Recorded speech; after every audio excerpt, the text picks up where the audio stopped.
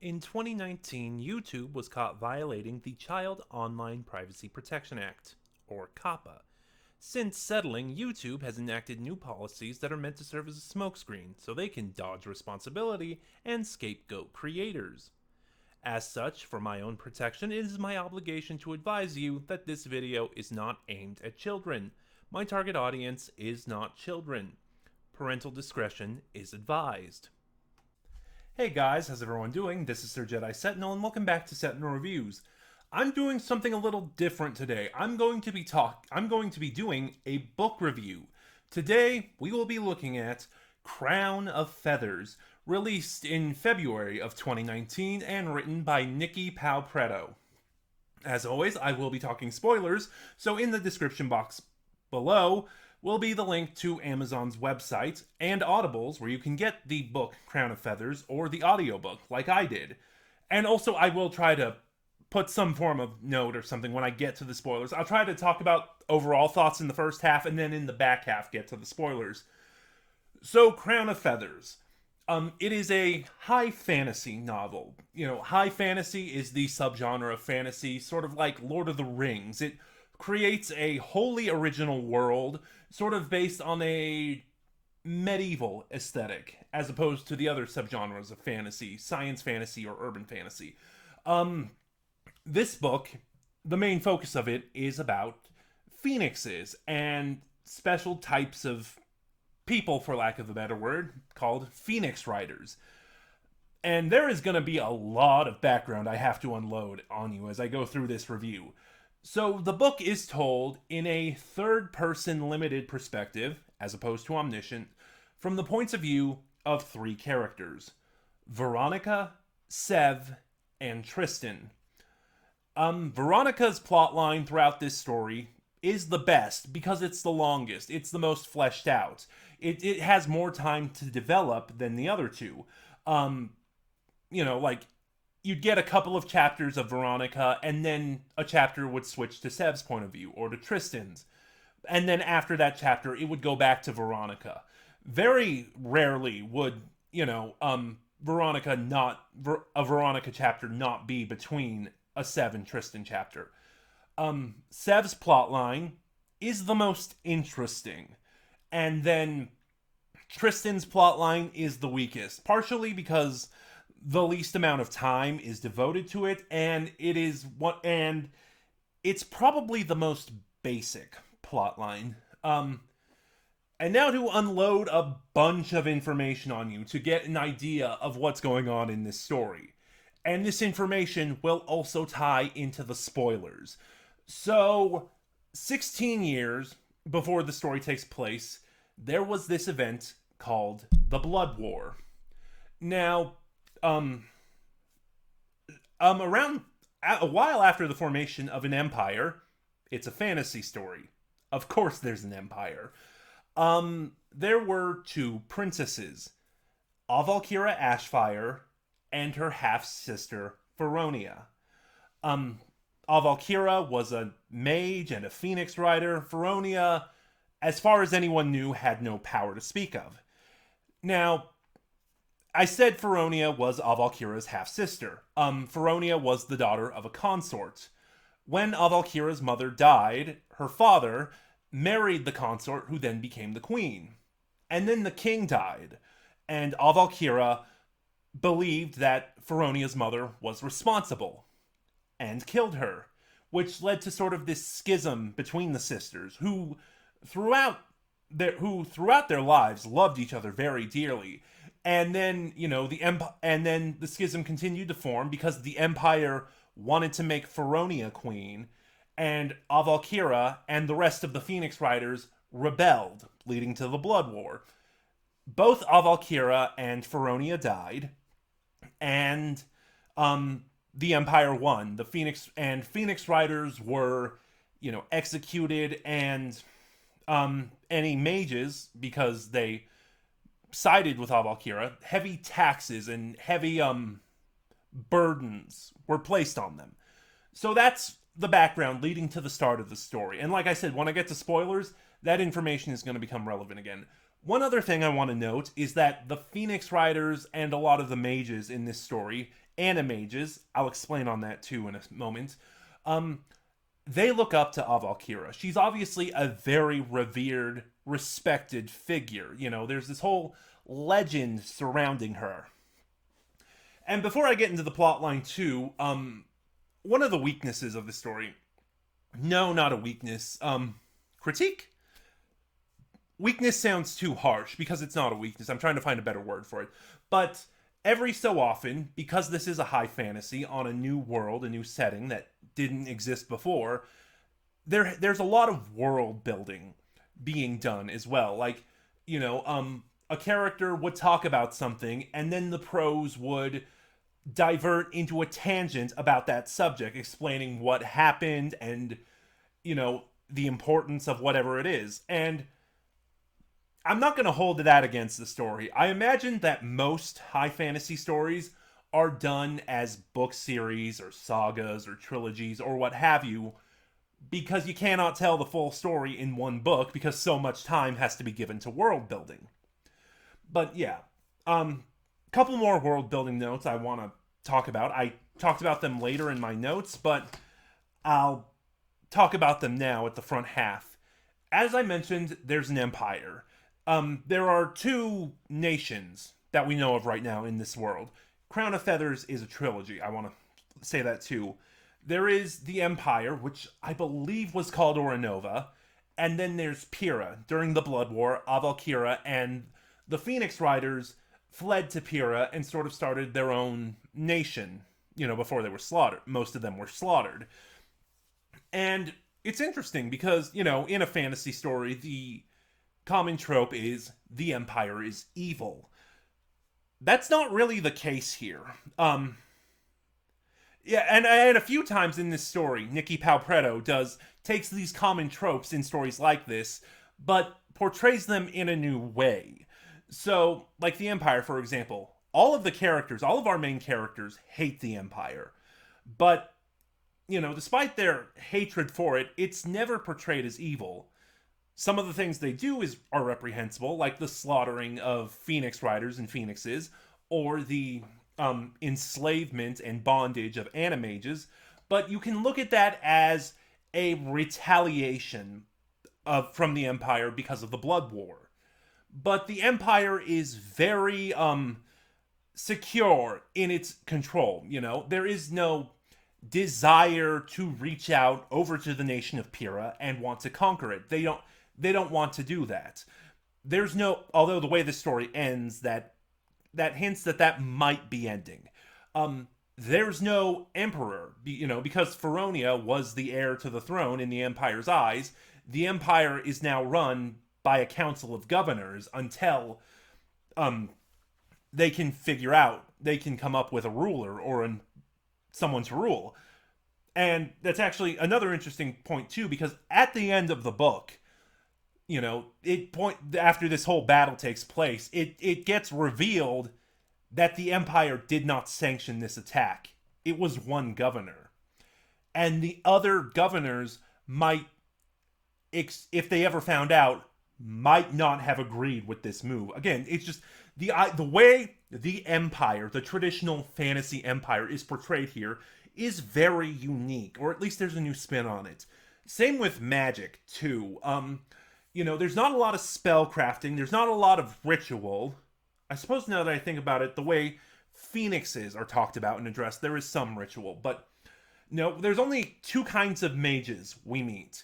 They are called animages, which, as the name kind of implies, they can communicate with animals, and they can exert their will and control animals. And then there's shadow mages, which can also sort of do the same to people. Veronica, for example, is a shadow mage, and I'll start talking about the characters in a moment. The problem is, shadow magic is rare, is incredibly rare, and it is very looked down upon. I feel like there was something else I wanted to talk about in the general world building. No, that one can wait until I get into more specifics. Yeah, so I mentioned too that this is a high fantasy, and there's a lot of world building in this story. I mentioned the tangents that the prose will take, but also at the end of every chapter is bookended by excerpts, I guess would be the way to say it. There's sources from in universe, from history books or historical epics, talking about how the phoenixes came to this world, how magic kind of works, and so on. And then there's also quotes. I believe they're supposed to be letters. I don't know exactly what they are. The audiobook did not make that clear, and I'm sure if I was looking at them on the page, it would be a little bit easier to understand. I don't know if they're quotes or letters or notes or what have you. But they are quotes from Avalkira and Veronia, sort of talking back to each other over the course of the Blood War, which is also another very interesting way of doing it. Now, the characters. Which sort of also leads... No, I'll talk about the plot lines first, and then get into that. No, I won't. I'll start with that. So, the other critique I have with Crown of Feathers is that because it is a third-person limited point of view, and because... Wow. And because it is obviously going for epic fantasy, we meet a lot of characters in this story. And the problem is, because of that limited perspective, a lot of them are either one note or underdeveloped, with 4 exceptions, which with our 3 POV characters makes 7. So now I'll talk about the plot lines. Because that thing on the characters I'll get back to when I talk about spoilers. So, like I said, there are 3 main characters, and Veronica is, I would say, the main one. Like I said, she has her plot line is the biggest part of the book, and most of the time is focused on it. So it starts with her, living in the woods, sort of in hiding, again, because of the Empire's feelings on animages, with her and her older sister, Val. And at the start of the story, Val has procured phoenix eggs that they are trying to hatch. And Val is the freaking worst. She is an awful, awful human being. Like, everything she says and does, she claims she's doing it to protect Veronica. And she may very well be, but part of it, too, is that she also needs to be in control. And you kind of get this feeling, especially as the story goes on and Veronica opens her eyes up to the world around her, that Val wants Veronica under her thumb. She wants to protect her, yes, but she wants to control her. She wants to keep Val inexperienced. I'm going to do that a lot. She wants to keep Veronica inexperienced so she can keep her under her control. As I mentioned, both Val and Veronica are shadow mages as well as animages. And Veronica, god damn it, Val is very happy to use her power to control others and bend them to her will. Veronica, along with having no experience using her shadow magic, because Val never taught her, she also hates the idea of using it. She even hates the idea of using her animagic to control animals. She'd rather ask for their help than bend them to her will. So what happens is only one of the phoenix eggs Val procures hatches, and the phoenix bonds to Veronica. And Veronica names her Zephyra, which is... I really like the names in this story, too. I just want to say that, too. The names are very pretty and, just really fun. And, after a mishap where they almost get caught, Val, under the guise of trying to teach Veronica to control her phoenix, Val poisons and kills Zephyra. And that's the tipping point for Veronica. She realizes what a toxic, domineering person her sister is, and decides, no, I've had enough. I'm leaving. And Val believes that, oh, you won't survive without me. You'll come crawling back. Like, it's not quite physical. Although if you think about what shadow magic is and does, and Veronica talks about the couple times Val used it on her, it might be, but Val is extremely emotionally abusive. But Veronica decides to strike out on her own and find the Phoenix Riders, which she eventually does. Stick a pin in that. The next viewpoint is Sev. Sev is a soldier in the Empire's army. What happened is his parents were Phoenix Riders, and when they were killed, he sort of ran away and hid. And years later, when he was caught for a crime, it was like some sort of thievery. I just finished the book, so I'm a little hazy on details at the beginning. So when Sev gets caught for this crime, he decides to serve out his punishment by serving in the army. And the entire time, Sev is also an animage, but because of the Empire's treatment of animages, it's something he tries to repress and hide. Tristan, the third, and that's kind of all. I'll get back to Sev in a minute. I'm going to be saying that a lot too. Tristan, the third viewpoint, is a Phoenix Rider. He's sort of a new generation of Phoenix Riders trained by the survivors of the Blood War. And now I'm going to talk about it. So like I said, most of the characters weren't very interesting. They were one note or underdeveloped, and not a lot of time was given to them. Like I said, barring 4 exceptions. Val, in Veronica's plotline. There is 2 in Sev's plotline. Ilithia and Cade, and then there is 1 in Tristan's plotline, Cassian. So back in Sev's plotline, Ilithia, who decides she wants to be called Trix, and Cade, both of them are animage slaves who are forced to serve the Empire. Now, Trix, again, Ilithia, she just decides she wants to be called by Trix. That has no bearing on the story. Ilithia realizes who Sev is and knew who his parents were, so she tries to convince him to help them overthrow the Empire from the inside out. And Cade is someone else who is trying to help Trix, and he is very against this idea. A lot of circumstances constantly force him and Sev together, and, the entire time, Cade is mysterious and standoffish. I kind of read ahead online, so I know where that's going, but, he's always trying to keep Sev at arm's length. He hates the idea that Sev is helping them, but because he also partially hates that Sev by serving the Empire, is denying who he is. And then in the third plotline, Tristan's, Cassian is Tristan's father. He was a survivor of the Blood War, and now he's trying to train a new generation of Phoenix Riders. And it's interesting because he's very harsh on Tristan. Again, this is part of how basic Tristan's plotline is. You kind of know where the story is going. Actually, there are a lot of parallels between Cassian and Val and their treatments of Veronica and Tristan, respectively. But, Cassian's treatment of Tristan is much more genuine, when Val learns that Tristan's mother died, when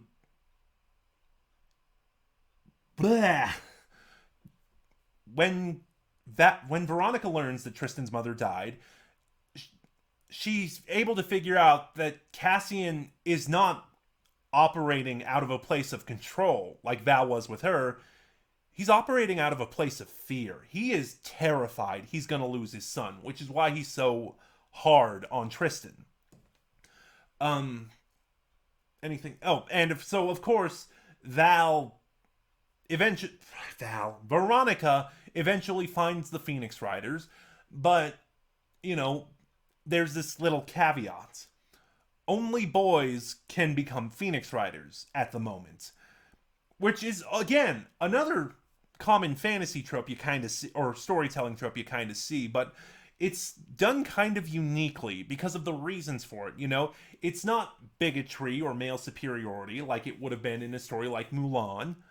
which is the best comparison I can make. But because in the history of this world, the Phoenix Riders started out as, and for the longest time, they were predominantly female. And most of the legendary Phoenix Riders were all female. But after the Blood War, all the um, surviving Phoenix Riders and who were available, um, they mostly had males available. So, the only boys can become Phoenix Riders operated out of a place of necessity rather than sexism. Again, just another sort of unique spin on a classic trope. So, Crown of Feathers is good. Know that I recommend it. The audiobook is really good. Again, that's what I got. Every point of view has a different narrator assigned to it, and the pacing is really good.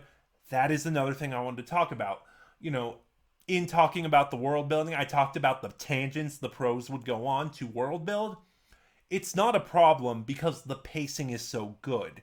Nothing ever drags or just becomes a bog of information. It breezes very nicely. But yeah, just know I recommend it because now it's time to get to spoilers. And yeah, so from here till the end of the video, I'm going to be talking about the more spoilery elements of the book.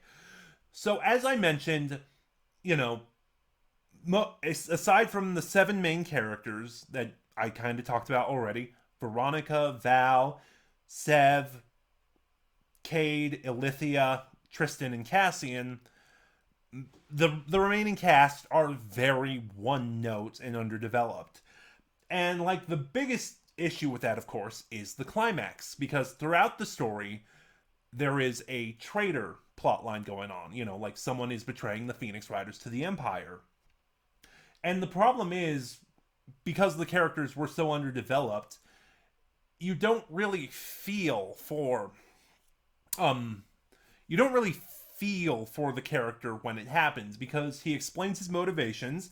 The Empire was holding his sister hostage. They wanted to, and they were going to kill her if he didn't help him. If he didn't help them root out the Phoenix Riders. But again, because so little time is given to that character, it just falls flat. It doesn't feel genuine. Of course, and there are other things too, like I mentioned, because so much of this book is focused on world building right now, there's not a lot that really happens. Veronica leaves to find the Phoenix Riders. She finds them. She disguises herself as a boy and starts training. Sev is slowly convinced to betray the Empire and help Trix and Cade. And, eventually... That's something else I wanted to mention too, because once Veronica joins the Phoenix Riders, hers and Tristan's plot lines really interweave each other. Sev's is very disjointed from the rest of the story until the very end, where he manages to escape the Empire and warn the Phoenix Riders of the incoming attack. Also interesting is that after the battle is over, Sev decides he wants to return to the Empire, but this time as a spy. Like I said, the entire time, Sev's plotline just is the most interesting. Veronica's is the best. Sev's is the most interesting. And, for a book that's about Phoenix Riders, there's not a lot of Phoenix riding. Oh, wait. There we go. The most interesting thing about Tristan's plotline is that it's very obvious that Veronica and Tristan are going to be romantic leads. And that's not a complaint, because Tristan and Veronica do have great chemistry, but for most of her time with the Phoenix Riders, as she disguises herself as a boy named Nick, and until she's revealed. The interesting thing is that Tristan actually falls in love with Nick. And, he has to realize that Nick isn't real, and instead it's Veronica. And again, that's just a very interesting way of doing this plotline. And it's the most interesting thing about Tristan's storyline in this first book. What else is there?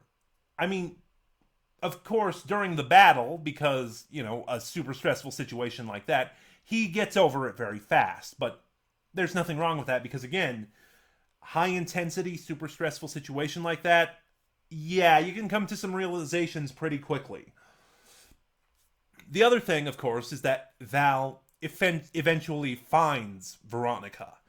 And not only that, Veronica's original Phoenix, Zafira, is still alive. Veronica tried to burn her body to resurrect her, and ultimately she left Val because she thought it didn't work. But the response was kind of delayed, and Val used Zafira's bond to Veronica to hunt her down. And really, because I think I talked about everything else, I'm gonna kind of spoil the big thing. So, if you want to be surprised, please stop here. But here. So, I talked about the Blood War at the beginning. And, if a Phoenix Rider in Animage has a really powerful bond with their bondmate, they too can be reborn through fire. Veronica's older sister, Val, is Avalkira Ashfire, reborn. And once you get that information, everything just changes. And it forces you to question everything too. Like I said, the Phoenix Riders have a lot of reverence for Avalkira Ashfire. She's held up on a pedestal. She's talked about as being very benevolent. She's a warrior queen, but kind of a gentle spirit. And just the fact that every time we met Veronica's sister, Val was domineering, emotionally abusive, insulting. She had a hair trigger. She was very quick to anger. And, she reacted drastically when things didn't go her way. Like I mentioned, when Val went out without her permission and took Zafira with her, under the guise of training Veronica to control her Phoenix, Val poisoned and murdered Zafira. Similarly, in the back half of the book, when when Val found her again, when Veronica refused to run away with Val revealed to Tristan that Veronica was a woman in disguise, hoping the revelation would, turn her into an outcast so she would run away with her. Seeing this revered figure is actually this just so bitingly cruel. Again, it forces you to rethink everything in a good way.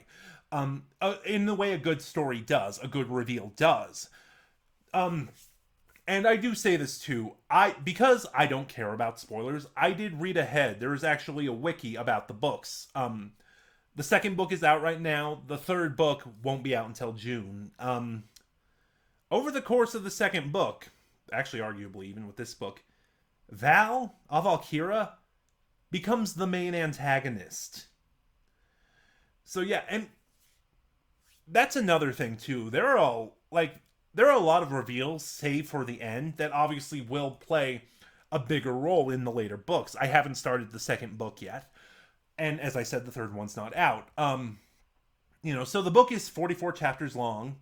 Again, switching viewpoints between Seb, Veronica, and Tristan. And then there's an epilogue from Avalkira's point of view. And again, it's just more reveals. So for example, again, the opening was Veronica and Val trying to hatch phoenix eggs, the first eggs they'd been able to find. And then Avalkira mentions that prior to that incident, she'd been looking for phoenix eggs without Val knowing. And every phoenix she tried to hatch rejected her and just refused to hatch. And then similarly, the ones they were hatching, Zafira hatched for Val, but Zafira hatched for Veronica, but the other one refused to hatch for Val. And then we get one more final twist.